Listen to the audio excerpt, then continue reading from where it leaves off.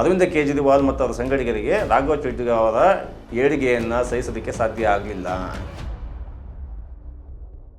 ಈ ಆಮ್ ಆದ್ಮಿ ಪಕ್ಷದಿಂದ ಆತನನ್ನು ಆಚೆಗೆ ತೆಗಿಬೇಕು ಅನ್ನೋಂಗಿದ್ರೆ ಹಿಂದುಗಡೆ ಭಾಳ ದೊಡ್ಡದಾದ ಹಣದ ಲಾಬಿ ನಡೆದಿದೆ. ಈ ಆಮ್ ಆದ್ಮಿ ಪಕ್ಷದ ವತಿಯಿಂದ ರಾಜ್ಯಸಭೆಯಲ್ಲಿ ರಾಘವ್ ಚಡ್ಡನಿಗೆ ಮಾತಾಡೋಕ್ಕೆ ಅವಕಾಶ ಕೊಡ್ಬಿಡಿ ಅನ್ನೋ ಒಂದು ಈ ಷರತ್ತಿದೆಯಲ್ಲ, ಇದು ಅನುಮಾನಕ್ಕೆ ಆಸ್ಪದ ಕೊಡುತ್ತೆ. ಸ್ನೇಹಿತರೆ ನಮಸ್ತೆ, ಜೇನುಗಿರಿ ಯೂಟ್ಯೂಬ್ ಚಾನಲ್ಗೆ ನಿಮಗೆಲ್ಲ ಸ್ವಾಗತ. ನಾನು ಚಲಂ ಹಾಡ್ಲಹಳ್ಳಿ. ಇವತ್ತು ಒಂದು ವಿಶೇಷ ಸಂಚಿಕೆ. ಇಡೀ ದೇಶಾದ್ಯಂತ ಮನೆ ಮಾತಾಗಿದ್ದಂಥ ರಾಘವ್ ಚಡ್ಡ, ಆಮ್ ಆದ್ಮಿ ಪಕ್ಷದ ಯುವಕ ರಾಘವ್ ಚಡ್ಡನನ್ನು ಅದೇ ಪಕ್ಷ ಅವನ ರಾಜ್ಯಸಭಾ ಸ್ಥಾನದ ಉಪನಾಯಕ ಸ್ಥಾನದಿಂದ ಕೆಳಗಿಳಿಸಿದೆ. ಇದು ಇವಾಗ ಸದ್ಯಕ್ಕೆ ಸೆನ್ಸೇಷನಲ್ ಸುದ್ದಿ. ಯಾಕೆ ಇದು ಸೆನ್ಸೇಷನಲ್ ಸುದ್ದಿ ಅಂತಂದರೆ, ರಾಘವ್ ಚಡ್ಡ ಇಡೀ ದೇಶಾದ್ಯಂತ ಹುಟ್ಟುಹಾಕಿದ ಸಂಚಲನೆ ಆ ರೀತಿಯದ್ದು. ಏನೇನೆಲ್ಲ ಮಾತಾಡೋದು, ಜನಸಾಮಾನ್ಯರಿಗೆ ಪಲ್ಸ್ ಹಿಡಿದು ಮಾತಾಡ್ತಕ್ಕಂಥ ವ್ಯಕ್ತಿ ರಾಘವ್ ಚಡ್ಡ. ನಮ್ಮ ಮೊಬೈಲ್ಗಳಲ್ಲಿ ಕರೆನ್ಸಿಗಳನ್ನು ಯಾಕಷ್ಟು ಹಣ ಕೊಟ್ಟು ಹಾಕಿಸ್ಬೇಕು, ಒಂದು ಸರಿ ಮಕ್ಕಳನ್ನ ಅಡ್ಮಿಷನ್ ಮಾಡಿದ ಮೇಲೆ ಪ್ರತಿ ವರ್ಷ ಯಾಕೆ ಅಡ್ಮಿಷನ್ ಮಾಡಿಸ್ಬೇಕು, ಆರೋಗ್ಯ ಕ್ಷೇತ್ರದಲ್ಲೂ ಕೂಡ ಯಾವ ರೀತಿ ಸುಧಾರಣೆಗಳಾಗಬೇಕು, ಯಾಕೆ ಅಷ್ಟೊಂದು ವೆಚ್ಚ ಭರಿಸಿ ನಮ್ಮ ಭಾರತದ 140 ಕೋಟಿ ಜನದ ಆರೋಗ್ಯದ ಕತೆ ಏನು ಅನ್ನೋದನ್ನು ಕೂಡ ರಾಘವ್ ಚಡ್ಡ ತುಂಬ ಗಂಭೀರವಾಗಿ ತನ್ನದೇ ಆದ ಶೈಲಿಯಲ್ಲಿ ಮನಮುಟ್ಟುವಂತೆ, ಜನಗಳಿಗೆ ಅರ್ಥ ಆಗುವಂತೆ ಮಾತಾಡಿದ್ದು ಈಗ ಅಪರಾಧ ಆಗೋಗಿದೆ. ಈಗ ಸದ್ಯಕ್ಕೆ ರಾಘವ್ ಚಡ್ಡ ಈಗ ಆಮ್ ಆದ್ಮಿ ಪಕ್ಷದಲ್ಲಿ ಒಂದು ರೀತಿ ನುಂಗಲಾರದ ತುಪ್ಪ. ಈ ರೀತಿಯ ರಾಘವ್ ಚಡ್ಡ ಪರ ಮತ್ತು ವಿರೋಧವಾಗಿ ಇಡೀ ದೇಶಾದ್ಯಂತ ಚರ್ಚೆಗಳು ಶುರುವಾಗಿದೆ. ಈಗ ಈ ವಿಷಯ ಏನು ಅಂತಂದರೆ, ಯಾಕೆ ರಾಘವ್ ಚಡ್ಡದಿಂದ ಆ ಕ್ಷೇತ್ರದಿಂದ ಕೆಳಗಿಳಿಸಲಾಯಿತು? ರಾಘವ್ ಚಡ್ಡ ತುಂಬ ಪೀಕಲ್ಲಿರ್ತಕ್ಕಂಥ ಈ ಸಮಯದಲ್ಲೇ 37 ವರ್ಷ ಇನ್ನು ರಾಘವ್ ಚಡ್ಡನಿಗೆ.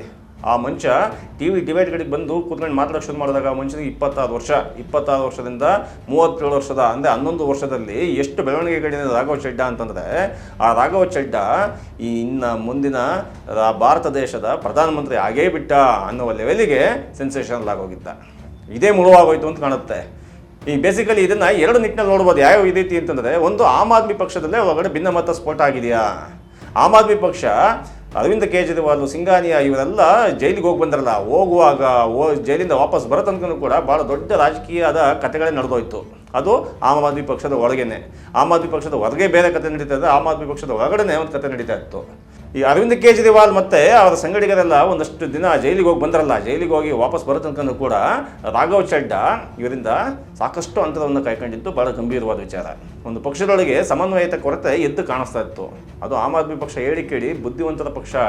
ಅಲ್ಲಿ ಇರ್ತಕ್ಕಂಥದ್ದು ಎಲ್ಲರೂ ಕೂಡ ಒಬ್ಬೊಬ್ಬರು ಸ್ಕಾಲರ್ಸ್ಗಳೇ. ಅಂಥ ಸ್ಕಾಲರ್ಸ್ಗಳಲ್ಲೂ ಕೂಡ ಮೇಲುಕ್ಕಿಡಿನ ಆಟ ನಡೀತಾನೆ ಇತ್ತು. ಯಾವಾಗ ಅರವಿಂದ ಕೇಜ್ರಿವಾಲ್ ಜೈಲಿಗೆ ಹೋದ್ರೋ ಆ ಕ್ಷೇತ್ರವನ್ನು ರಾಘವ್ ಚಡ್ಡನ ಯಾಕೆ ತುಂಬಾರ್ದು ಅನ್ನೋ ರೀತಿಯಲ್ಲಿ ರಾಘವ್ ಚಡ್ಡ ನಡ್ಕೊಂತ ಹೋದ್ರು. ಅದಕ್ಕೆ ಸೂಕ್ತವಾಗಿ ರಾಜ್ಯಸಭೆಯಲ್ಲಿ ಅವರನ್ನು ಆಮ್ ಆದ್ಮಿ ಪಕ್ಷದ ರಾಜ್ಯಸಭೆ ಉಪನಾಯಕನಾಗಿ ನೇಮಿಸಿದ್ರು. ಆ ಕ್ಷೇತ್ರವನ್ನು ತುಂಬ ಸೂಪರಾಗಿ ಅಂದರೆ ಸೂಪರಾಗಿ ಸದ್ಬಳಕೆ ಮಾಡ್ಕೊಂಡಂತಹ ವ್ಯಕ್ತಿ ರಾಘವ್ ಚಡ್ಡ ಒಂದಾದ್ಮೇಲೆ ಒಂದು ಟಾಪಿಕ್ಗಳನ್ನು ತಗೊಂಡು ಇಡೀ ರಾಜ್ಯಸಭೆ ಮಂತ್ರಮುಗ್ಧವಾಗುವಂತೆ, ಇಡೀ ದೇಶದ ಜನ ಗಮನ ಸೆಳೆಯುವಂತೆ ಮಾತಾಡ್ತಾ ಹೋದರು. ಇದು 2 ರೀತಿಯಾಗಿ ನೋಡ್ಬೋದು ರಾಘವ್ ಚಡ್ಡ ಯಾವ ರೀತಿಯಾಗಿ ಆಮ್ ಆದ್ಮಿ ಪಕ್ಷದೊಳಗೆ ಅಂತ. ಒಂದು, ಅರವಿಂದ ಕೇಜ್ರಿವಾಲ್ ಮತ್ತು ಅವರ ಸಂಗಡಿಗರಿಗೆ ರಾಘವ್ ಚಡ್ಡ ಅವರ ಏಳಿಗೆಯನ್ನು ಸಹಿಸೋದಕ್ಕೆ ಸಾಧ್ಯ ಆಗಲಿಲ್ಲ. ಇವನನ್ನು ಇದೇ ರೀತಿ ಬೆಳೆಯಕ್ಕೆ ಬಿಟ್ಟರೆ ಅರವಿಂದ ಕೇಜ್ರಿವಾಲ್ ಕೂಡ ಲೆಕ್ಕಕ್ಕೆ ಇರಲ್ಲ. ಇವನ್ನ ರೆಕ್ಕೆ ಪುಕ್ಕಗಳನ್ನು ಈಗಲೇ ಕಟ್ ಮಾಡಬೇಕು ಅನ್ನೋ ರೀತಿ ಒಂದು. ಎರಡನೇದಾಗಿ ಹೇಳಬೇಕು ಅಂತಂದರೆ, ಈ ಆಮ್ ಆದ್ಮಿ ಪಕ್ಷದಿಂದ ಆತನನ್ನು ಆಚೆಗೆ ತೆಗಿಬೇಕು ಅನ್ನೋಂಗಿದ್ರೆ ಹಿಂದುಗಡೆ ಭಾಳ ದೊಡ್ಡದಾದ ಹಣದ ಲಾಬಿ ನಡೆದಿದೆ.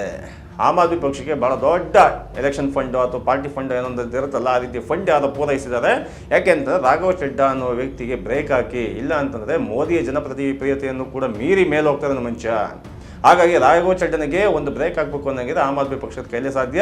ನಿಮಗೆ ಒಂದು 100-500 ಕೋಟಿನ ಪಾರ್ಟಿ ಫಂಡ್ ಕೊಟ್ಟಿರ್ತೀವಿ, ನೀವು ರಾಘವ್ ಚಡ್ಡನನ್ನು ಕ್ಷೇತ್ರದಿಂದ ಕೆಳಗಿಳಿಸಿ. ಈ ರೀತಿ ಒಂದು ಮಾತುಕತೆ ನಡೀತಾ ಹೋಯಿತು. ಇದು ಆಮ್ ಆದ್ಮಿ ಪಕ್ಷದ ಕಥೆ. ಆದರೆ ರಾಘವ್ ಚಡ್ಡ ವರ್ಷದಲ್ಲಿ ಒಂದು ಸ್ವಲ್ಪ ನೋಡೋಕ್ಕೆ ಸಾಧ್ಯತೆಗಳಿದ್ದಾವೆ. ಯಾಕೆಂದರೆ ರಾಘವ್ ಚಡ್ಡ ಕೂಡ ಹೇಳಿ ಕೇಳಿ ಭಾಳ ಪ್ರತಿಭಾವಂತ ಮಾತ್ರವಲ್ಲ, ಭಾಳ ತಂತ್ರಗಾರಿಕೆ ಇರತಕ್ಕಂಥ ಮನುಷ್ಯ. 26ನೇ ವಯಸ್ಸಿಗೆ 2020ರಲ್ಲಿ ಡೆಲ್ಲಿಯ ಒಂದು ಕ್ಷೇತ್ರದಿಂದ MLA ಆಗಿ ಗೆಲ್ತಾನೆ.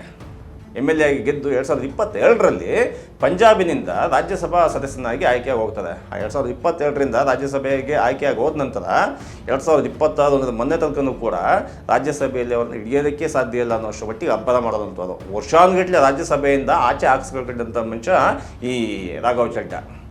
ಅದ್ರ ಮುಖಾಂತರನೂ ಕೂಡ ತನ್ನ ಡಿಬೇಟು, ತನ್ನ ಮಾತುಕತೆಗಳಿಂದ ಭಾಳಷ್ಟು ಗಮನ ಸೆಳೆದಂಥವನು.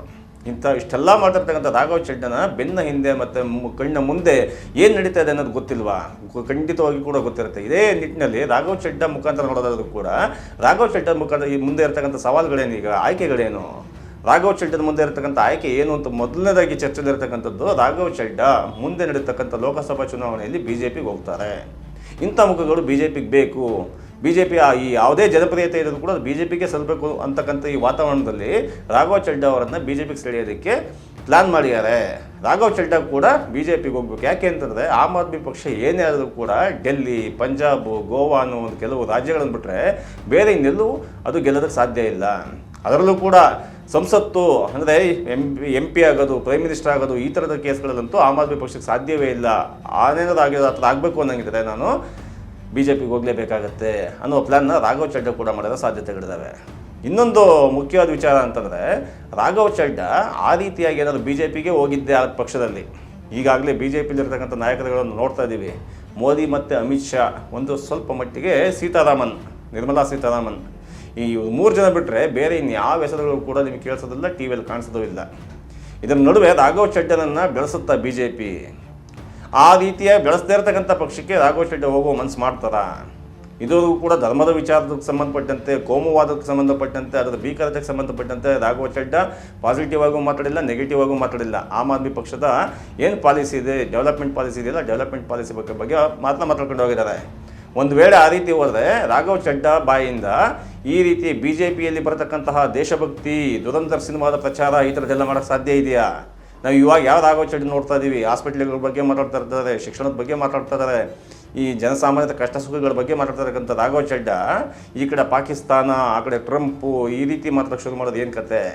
ಈ ಥರದ ಸಾಧ್ಯತೆಗಳಿದೆಯಾ? ರಾಘವ್ ಚಡ್ಡ ಏನೇ ಆಗಿರಲಿ, ಈಗ ಬರ್ತಿರ್ತಕ್ಕಂಥ ಅಶೋಕ್ ಮಿತ್ತಲ್ ಅವರು ಕೂಡ ಶಿಕ್ಷಣ ಕ್ಷೇತ್ರದಲ್ಲಿ ಭಾಳಷ್ಟು ಹೆಸರು ಮಾಡಿರ್ತಕ್ಕಂಥ ವ್ಯಕ್ತಿ. ಆಮ್ ಆದ್ಮಿ ಪಕ್ಷ ಏನು ಹೇಳ್ತದೆ ಅಂತಂದರೆ, ಇದೊಂದು ಮಾಮೂಲಿ ರೋಟೀನು, ಪ್ರತಿ 2 ವರ್ಷ 3 ವರ್ಷಕ್ಕೆ ಒಂದ್ಸರಿ ನಾವು ರಾಜ್ಯಸಭೆಯಲ್ಲಿ ಈ ಉಪನಾಯಕ ಸ್ಥಾನವನ್ನು ನಾವು ಬದಲಾಯಿಸ್ತಾ ಇರ್ತೀವಿ ಅಂತ. ಒಂದು ವೇಳೆ ಆ ಉಪನಾಯಕ ಸ್ಥಾನವನ್ನು ಬದಲಾಯಿಸಿ ಆದರೆ ಈ ಆಮ್ ಆದ್ಮಿ ಪಕ್ಷದ ವತಿಯಿಂದ ರಾಜ್ಯಸಭೆಯಲ್ಲಿ ರಾಘವ್ ಚಡ್ಡನಿಗೆ ಮಾತಾಡೋಕ್ಕೆ ಅವಕಾಶ ಕೊಡ್ಬಿಡಿ ಅನ್ನೋ ಒಂದು ಈ ಷರತ್ತಿದೆಯಲ್ಲ, ಇದು ಅನುಮಾನಕ್ಕೆ ಆಸ್ಪದ ಕೊಡುತ್ತೆ. ಆಮ್ ಆದ್ಮಿ ಪಕ್ಷದಿಂದ ನಿನ್ನ ಮಾತಾಡೋಕ್ಕೆ ಅವಕಾಶವೇ ಇಲ್ಲ ಅಂತಂದಾಗ ಇನ್ನೆಲ್ಲಿಂದ ಮಾತಾಡಬೇಕು?